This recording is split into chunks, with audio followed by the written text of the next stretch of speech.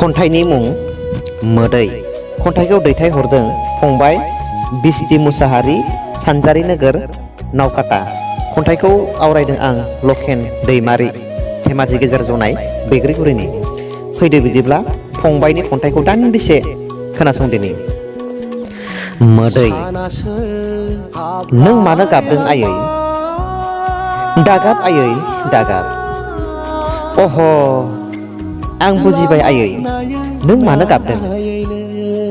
नोंनि फिसाफ्रा दाबो खौसेथि जाया आयै। बिसोर राजखान्थियाव ओंखारबाय आयै, बिसोर राजखान्थियाव ओंखारबाय। नोंनि फिसाफ्रा दाबो खौसेथियाव गैया आयै। बिसोर मा सान्दों आरो मा लुबैदों आं सानस'ना मोनाखै आयै।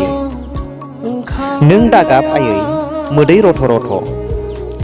नोंनि सिमांखौ मोगथां महर होनो हाथ'वाखै जों आयै।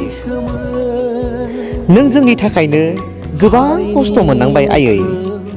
नोंनि फिसाफ्रानो दिनै गुबुन गुबुन लामाजों आगान सुरगासिनो दं आयै।